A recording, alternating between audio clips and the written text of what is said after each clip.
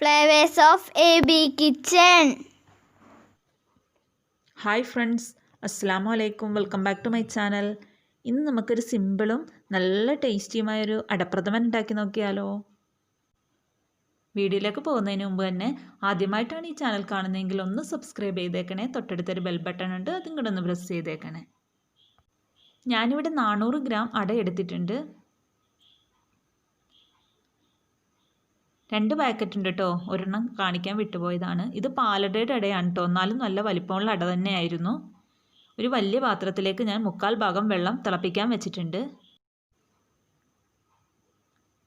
ഇനി നമുക്ക് 3/4 കിലോ ശർക്കര ആവശ്യത്തിന് വെള്ളം ഒഴിച്ച് മെൽറ്റ് ചെയ്യാൻ വെക്കാം. ഇടയ്ക്ക് ഇളക്കി കൊടുത്തോണ്ടേ ഇരിക്കണം കേട്ടോ, അടിക്ക് പിടിക്കും.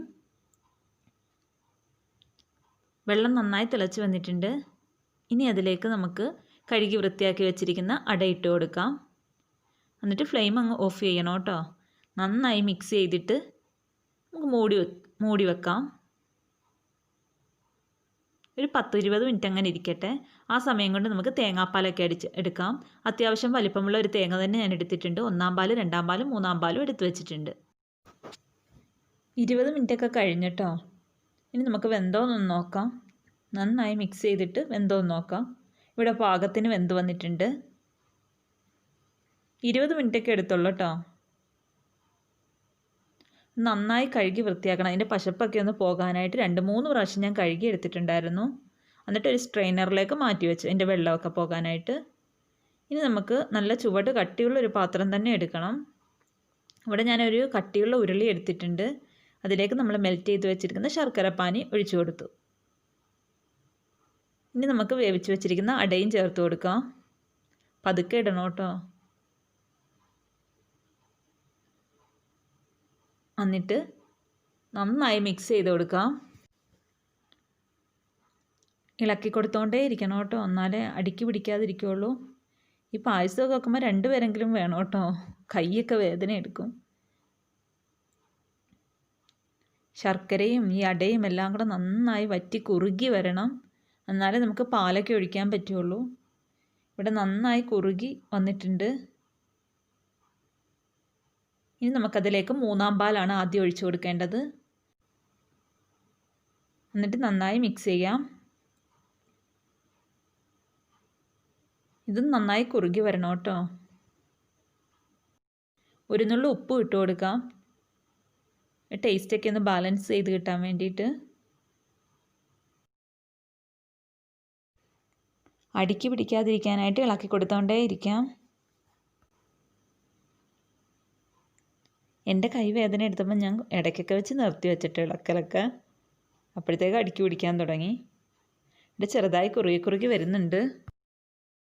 ഇനി നമുക്ക് അത്യാവശ്യം ഒന്ന് കുറുക്കി വരുമ്പോഴത്തേക്ക് ഇനി നമുക്ക് 2-ാം പാൽ ഒഴിച്ചു കൊടുക്കാം.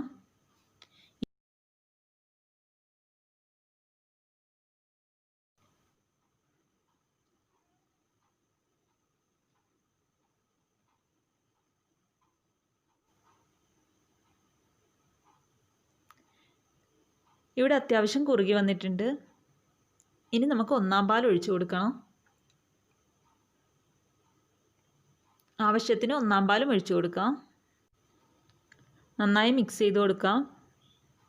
ഇനി നന്നായി ഒന്ന് തിളച്ച് വരുമ്പോഴത്തേക്ക് നമുക്ക് ഫ്ലെയിം ഓഫ് ചെയ്യാം.